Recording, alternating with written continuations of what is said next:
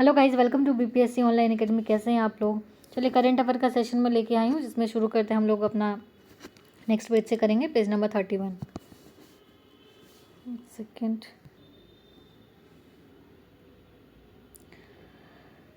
एक सेकेंड, हाँ 1 मिनट बस। चलिए, मैंने इतनी लंबी वीडियो बना दी लेकिन मैंने रिकॉर्डर ऑन ही नहीं किया था। चलिए कोई बात नहीं, शुरू से करती हूँ मैं। एक सेकेंड, हाँ। निवारक निरोध के अधीन गिरफ्तार व्यक्ति किन दशाओं में 3 माह से अधिक अवधि तक निरोध किया जा सकता है? अगर सलाहकार बोर्ड की राय में निरोध के लिए पर्याप्त कारण हो और शोषण के विरुद्ध अधिकार, ठीक है, के लिए शोषण के विरुद्ध अधिकार, ये दोनों परिस्थिति में क्या है, उनको निरुद्ध किया जा सकता है। नेक्स्ट देखेंगे, श्रमिकों को पर्याप्त मजदूरी न दिए जाने को अतिलंघित कौन सा आर्टिकल होता है? तो आर्टिकल 23 होता है। किस अनुच्छेद के तहत कारखानों आदि में बालकों के नियोजन का प्रतिषेध किया गया, यानी चाइल्ड लेबर किस में आता है? 24 के तहत आता है। और ये बाल अधिकार संरक्षण आयोग का कब किया गया था? पारित 2005 में किया गया था। और गठन कब किया गया था आयोग का? तो 2007 में किया गया था। दूसरा, यदि राज्य दुर्भिक्ष के समय न्यूनतम मजदूरी से कम देता है तो संविधान के किस अनुच्छेद का उल्लंघन होता है? अगर मिनिमम वेजेस नहीं मिलती है तो किसका होता है? तो आर्टिकल 23 का होता है। और बाल श्रम के श्रेणी में कौन सी चीज़ें नहीं आती है? अगर देश की रक्षा के लिए सेना में भर्ती होती है या कठिन परिस्थितियों में पुलिस की सहायता करनी पड़ जाती है, तो इसमें क्या है, बाल श्रम की श्रेणी में नहीं आता है। दूसरा, कौन सा श्रम बेगार की श्रेणी में नहीं आता है? बंदी को कठिन कारावास के दंड में कठोर श्रम कराया जाना बेगार की श्रेणी में नहीं आता है, ठीक है। चलिए नेक्स्ट देखते हैं। भारतीय संविधान का अनुच्छेद 24 कितने वर्ष से कम बालकों को नियोजन से प्रतिषेध करता है? तो 14 वर्ष से कम, ठीक है। बालक नियोजन अधिनियम 1938, ये सारे किससे रिलेटेड है? देख लीजिए, मेंस के लिए काम आ जाएंगे। ये सारी चीज़ें किससे रिलेटेड है? आपका चाइल्ड लेबर से रिलेटेड है, ठीक है। भारतीय संविधान के किस अनुच्छेद के अंदर संरक्षण राज्य तथा व्यक्ति दोनों के विरुद्ध प्राप्त है? ठीक है, आर्टिकल 23 के तहत है। मानव दुर्व्यापार के अंतर्गत शामिल है बेगार अथवा बाल श्रम, मनुष्यों का वस्तुओं की भांति क्रय विक्रय, यानी अगर हम जो है स्लेवरी कराते हैं किसी को, मतलब बिना पैसा दिए रख देते, बंधुआ मजदूरी कराते हैं किसी के साथ, और या यदि हम किसी को सेल बिक्री करते हैं, जैसे ह्यूमन ट्रैफिकिंग जो होता है वो आर्टिकल 24 के तहत क्या होता है? ये कानूनन अपराध है, ठीक है। दास प्रथा हो गई, ये बेगार बिना पैसे के काम कराना या स्लेवरी कर देना, ये सारा क्या होते हैं? ये सब वॉयलेट करते हैं फंडामेंटल राइट को। देखिए और भी 2 केस हैं। बंधुआ मजदूरी, स्त्री अपने बच्चों को अनैतिक व्यापार कराना, देवदासी की जो प्रथा होती है, बहुत सारे टेम्पल्स में होता है ना, जो देवदासी रख लेते हैं कि इनकी जो शादी है वो देवों से हो गई है, इसलिए की कोई प्रथा है, इसको भी किस में आता है? ये भी क्राइम के श्रेणी में आता है। भारतीय संविधान के किस अनुच्छेद के तहत घोषित अपराध के लिए अनुच्छेद 35 के अंतर्गत संसद को दंड विहित करने की शक्ति प्रदान की गई है? तो आर्टिकल 23 के तहत। बंधुआ मजदूरी प्रणाली उन्मूलन अधिनियम किस वर्ष पारित किया गया था? तो 1976 में। महिला एवं बाल अनैतिक व्यापार निवारण अधिनियम कब आया था? 1986 में, ठीक है। दोनों डेट याद रखेंगे। चलिए नेक्स्ट देखते हैं। धार्मिक स्वतंत्रता के अधिकार के अंतर्गत क्या क्या प्रावधान है? देखिए, धर्म का प्रचार करने का अधिकार है, सिखों को कृपाण धारण करने व रखने का अधिकार है, राज्यों को समाज सुधारक विधि निर्माण करने का अधिकार है। इसी के तहत क्या आता है, जो जितने भी हमारे सिख भाई हैं, वो क्या करते हैं? पगड़ी पहनते हैं, और पगड़ी के ऊपर वो लोग हेलमेट नहीं डालते हैं, ठीक है। तो वो उनको इससे छूट दे रखी है, किसके तहत? इसी आर्टिकल के तहत, ठीक है। अंतःकरण की ओर धर्म के अबाध रूप से मानने, आचरण और प्रचार करने की स्वतंत्रता की बात संविधान के किस अनुच्छेद में? तो आर्टिकल 25 किससे रिलेटेड है? आपका रिलीजन से रिलेटेड है, ठीक है। उसको प्रचार भी कर सकते हैं आप। देखिए, आप अपने धर्म का प्रचार जरूर कर सकते हैं हमारे देश में, लेकिन दूसरे के धर्म की बुराई आप नहीं कर सकते। आप ये बोले कि हाँ क्रिश्चियनिटी में आना चाहते हैं, या हिंदू धर्म में आना चाहते हैं, इस्लाम में आना चाहते हैं, तो ये हर धर्म का आदमी अपने धर्म को हमेशा श्रेष्ठ बोलता है ना, तो वो आप कर सकते हैं, लेकिन आप अपने धर्म को श्रेष्ठ बताने के लिए दूसरे धर्म को नीचा नहीं दिखा सकते। हमारा संविधान ये कहता है। जहाँ आपने निंदा करी दूसरे धर्म की, तो वो क्राइम हो जाता है। आप अपने धर्म की प्रशंसा कीजिए, जी खोल के कीजिए, लेकिन दूसरे धर्म पे अगर आप उंगली उठाइएगा तो वो आ जाता है दायरे में, किसके? उल्लंघन के दायरे में आ जाता है। राज्य द्वारा किसके अर्जन से अनुच्छेद 25 या 26 का उल्लंघन नहीं होता है? तो मस्जिद, चर्च, मंदिर आदि उपासना स्थलों का। ठीक, आर्टिकल 25-26 के तहत। भारतीय संविधान के किस अनुच्छेद में धार्मिक कार्यों के प्रबंधन का प्रावधान किया गया है? तो आर्टिकल 26। ठीक है, देखिए ये सारी चीज़ें रटने वाली है, इसमें कुछ समझाया नहीं जा सकता। जहाँ समझाने वाली चीज़ होगी मैं ज़रूर आप लोग को वो क्लियरली कर दूँगी। ठीक है, बाकी तो ये आर्टिकल है आपको लोग को याद ही करना पड़ेगा, इसमें तो कोई चॉइस है नहीं। संविधान के किस अनुच्छेद के तहत प्रावधान किया गया है कि किसी व्यक्ति को ऐसे करों के भुगतान करने के लिए बाध्य नहीं किया जाएगा जिनके आगम किसी धर्म विशेष की उन्नति के लिए व्यय किए जाते हैं? किसमें आता है? आर्टिकल 27। ये बहुत छोटी छोटी बातें हैं जिसको बहुत एलोब्रेट करके ये जो वन लाइनर की PDF है उसमें दिया गया है, तो सारा कुछ ध्यान में रखेंगे। संविधान के किस अनुच्छेद में उल्लेख किया गया है कि राज्य निधि से पूर्णतः पोषित किसी शिक्षा संस्था में कोई धार्मिक शिक्षा नहीं दी जाएगी? कोई धार्मिक शिक्षा नहीं दी जाती हमारे किसी भी स्कूल में, है ना, आर्टिकल 28(1). भारतीय संविधान में कहाँ पर धर्म और उपासना के लिए अनुच्छेद दिए गए हैं? तो 25 से 28 क्या है? राइट टू रिलीजन से आते हैं, ये ध्यान में रखेंगे। भारतीय संविधान अनुच्छेद 25 से 28 तक धार्मिक स्वतंत्रता का अधिकार किसे प्राप्त है? तो सभी व्यक्तियों को है, ये भारतीयों को भी है और विदेशियों को भी है। हमने देखा था 15, 16, 19 और 29 और 30, ये आर्टिकल 28 और 29 थे। ये 5 आर्टिकल थे जो किस में आते हैं? वो सिर्फ इंडियंस को हैं, बाकी सब विदेशों को भी है और एलियंस को भी है। पढ़ा हुआ ना, एलियंस, फॉरेनर, ये सबको है। बाकी 15, 16, 19, 29 और 30 ये सिर्फ किसको है? ये इंडियंस को है, बाकी सबको है। पंथ निरपेक्ष शब्द उद्देशिका में किस संविधान संशोधन के माध्यम से जोड़ा गया था? तो 42nd कॉन्स्टिट्यूशनल अमेंडमेंट एक्ट के तहत जोड़ा गया था।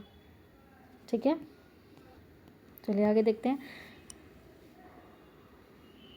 पंथ निरपेक्षता का अर्थ क्या होता है? तो राज्य सभी धर्मों के लिए प्रति तटस्थ रहेगा और निष्पक्ष व्यवहार रहेगा, यानी न्यूट्रल रहेगा। किसी के धर्म के ऊपर कोई टिप्पणी नहीं रहेगी और ना ही हमारे देश का कोई धर्म है। इंडिविजुअल का धर्म है, देश का कोई धर्म नहीं, यही होता है। और ना ही किसी धर्म को विशेष प्रोटेक्ट करना, है ना। सभी के लिए बराबर रूल है।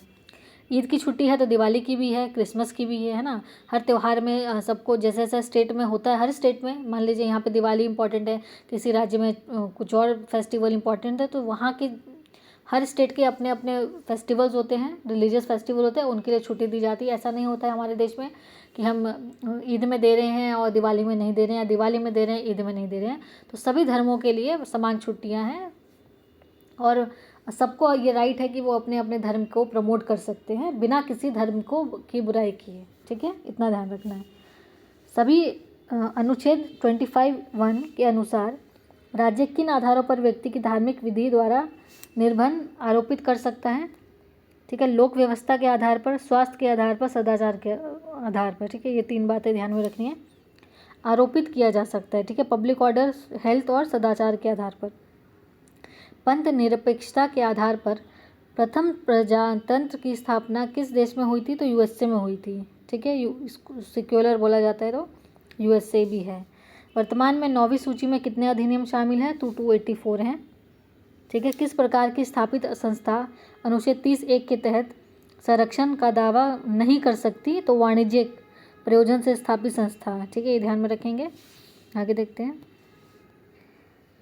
संविधान में अनुच्छेद 31 ख और 9वीं सूची को स्थापित करने का मूल उद्देश्य क्या था? तो कृषि भूमि सुधार और इसी प्रकार के कल्याणी अन्य उपायों का प्रयोजन करना। ठीक है, मतलब कृषि से रिलेटेड भूमि सुधार के लिए ये चीज़ किया गया था। आर्टिकल नंबर 31 ख यानी B और 9th शेड्यूल की बात हो रही है ये। चलिए आगे देखेंगे। 1975 के आपात के दौरान किन विषयों को 9वीं सूची में डाल दिया गया है? तो लोक प्रतिनिधित्व अधिनियम 1951, 1974 का संशोधन और निर्वाचन विधि का अधिनियम, ये तीनों को किस में डाल दिया गया? तो 9th शेड्यूल में डाल दिया गया है। ठीक है, ये ध्यान रखेंगे। संस्कृति और शिक्षा संबंधी अधिकार, संविधान का कौन सा अनुच्छेद अल्पसंख्यक वर्गों के हितों के संरक्षण की बात करता है? तो आर्टिकल 29। हमारे देश में सिर्फ रिलीजियस और लिंग्विस्टिक माइनॉरिटी की बात हो रही है और माइनॉरिटी को हमारे संविधान के किसी भी भाग में डिफाइन नहीं किया गया है कि माइनॉरिटी का मतलब क्या है, ठीक है। और साथ में 2 याद रखना है, लिंग्विस्टिक एंड रिलीजियस बेसिस पर ही हमको माइनॉरिटी कहलाई जाती है भारत में, और तीसरा कोई भी बेस नहीं है माइनॉरिटी का। भारतीय संविधान का कौन सा अनुच्छेद अल्पसंख्यकों को अपनी मनपसंद के शिक्षण संस्थाओं को स्थापित एवं संचालित करने का अधिकार देता है? तो आर्टिकल 30, ये पहले ही बताया है। आगे देखते हैं, संविधान के किस अनुच्छेद में उल्लेख मिलता है कि शिक्षण संस्थाओं को सहायता देने में किसी शिक्षण संस्था के विरुद्ध इस आधार पर विभेद नहीं करेगा कि वह धर्म या भाषा पर आधारित किसी अल्पसंख्यक वर्ग के प्रबंध में है? आर्टिकल 32, जो भी धर्म से रिलेटेड है तो 29-30 में से ही होगा आंसर। किस संविधान संशोधन के द्वारा संपत्ति के अधिकार को मूल अधिकार से हटाकर विधिक या कानूनी अधिकार बना दिया गया, यानी लीगल राइट हो गया अब हमारा प्रॉपर्टी वाला? तो कॉन्स्टिट्यूशन अमेंडमेंट एक्ट 44 1978 में हटा दिया गया था। और अब किसके तहत आ गया? तो 300 आर्टिकल 300A के तहत आ गया ये। भारतीय संविधान के किस अनुच्छेद के तहत 9वीं सूची में शामिल अधिनियमों को संरक्षण प्राप्त है? तो 9th शेड्यूल में जितनी चीज़ें आती है वो आर्टिकल 31A के तहत इसको संरक्षण प्राप्त होता है। संविधान में किन विधानों को अनुच्छेद 31 का संरक्षण प्राप्त होता है? देखिए ये इंपॉर्टेंट आर्टिकल है, आर्टिकल 31 को सारा देख लेंगे।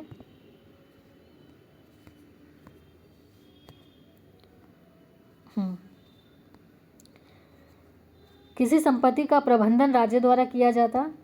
राज्य द्वारा संपदा का अर्जन, कंपनियों का सम्मेलन, निदेशकों या शेयरधारकों के अधिकार निर्वाचन, खनिज पटों का निर्वाचन या उपांतरण, ये सारी चीज़ें किस में आती है? आर्टिकल 31 में आती है, 31 के क में आती है, ठीक है, ये ध्यान रखेंगे। ऐसे अधिनियम जिन्हें न्यायालय में शून्य घोषित कर दिया है संविधान के किस अनुच्छेद के तहत फिर से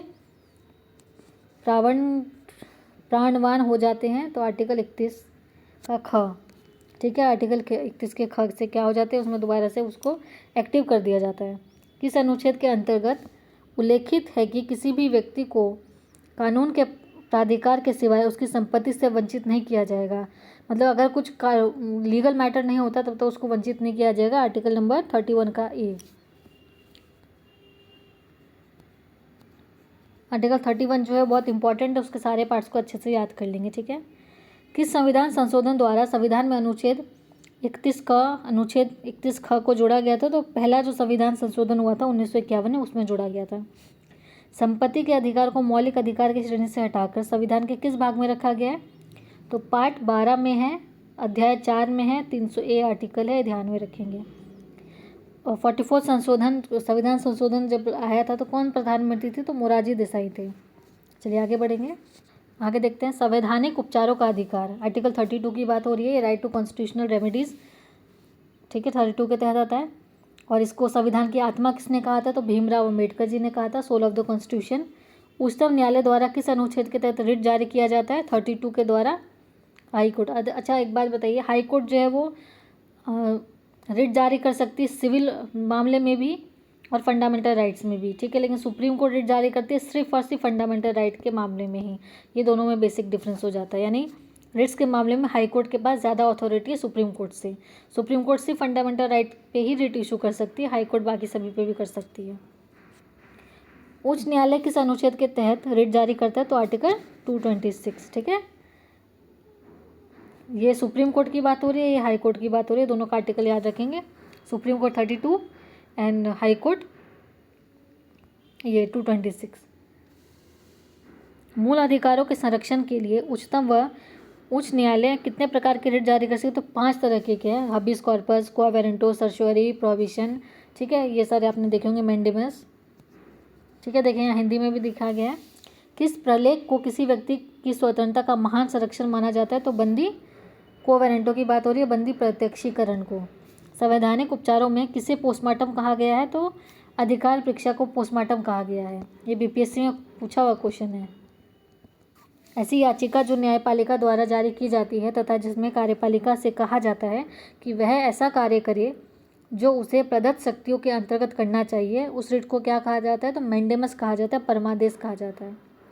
मूल अधिकारों का संरक्षण कौन करता है? तो न्यायपालिका।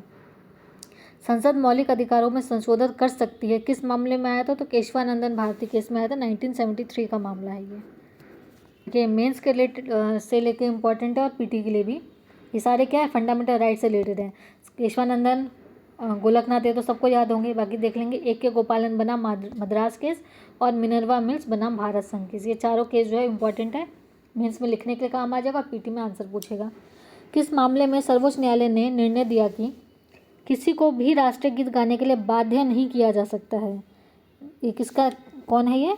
बिजोई इमैनुअल बनाम केरला सरकार, 1986 में आया था।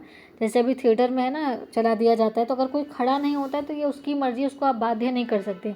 देश प्रेम जो होता है वो अंदर से निकल के आता है, किसी को ज़बरदस्ती आप खड़ा नहीं कर सकते हैं। अगर कोई नहीं चाहता कि मैं अपने घर के ऊपर झंडा नहीं लहराऊं, तो ज़बरदस्ती आप नहीं करेंगे कि नहीं आप झंडा लहराएंगे 15 अगस्त में या 26 जनवरी में। उसकी मर्जी होगी तो वो अगर वो चाहता है और अगर आप अलाउड नहीं करते तो वो कोर्ट का दरवाज़ा खटखटा सकते हैं। लेकिन अगर वो नहीं चाहता है और तो आप ज़बरदस्ती उसको किसी भी तरीके से, किसी भी देश के नागरिक को इन 2-3 चीज़ों के लिए फोर्स नहीं किया जा सकता है। सर्वोच्च न्यायालय ने आधारभूत ढांचे का सिद्धांत किस वाद में दिया था? तो केशवानंदन। ठीक है, ये बेसिक चीज़ों को बदला नहीं जाएगा।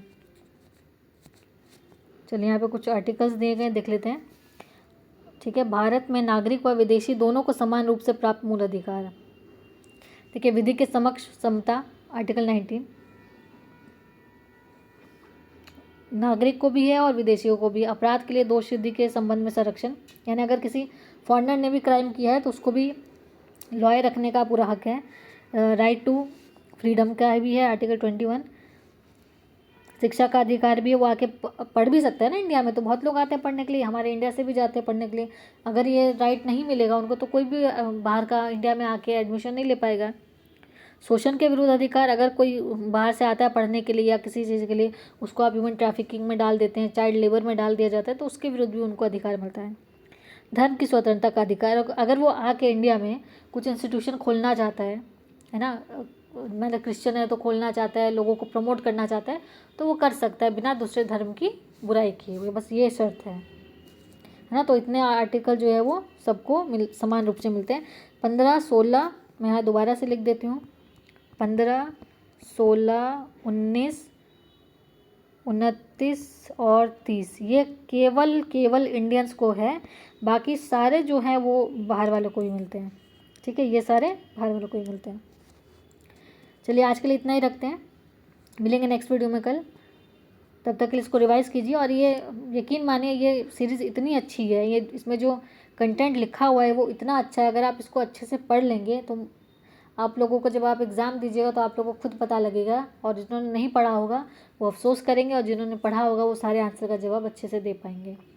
क्योंकि इसमें इतना अच्छा कंटेंट है, मैं इसको खुद पढ़ती हूँ उसके बाद मैं बताती हूँ आप लोग को। ये इतना अच्छा इसमें कंटेंट है, आपका कोई भी क्वेश्चन नहीं छूटेगा। और मैंने अभी तक के बीपीएससी में इतने सारे क्वेश्चन मुझे मिले हैं इसमें, इसी में से मिले हैं इसमें, क्योंकि सब कुछ है, आपको एक जगह सारी चीज़ें मिल रही हैं और इतने ऑर्गेनाइज्ड वे में इसमें दिए गए हैं।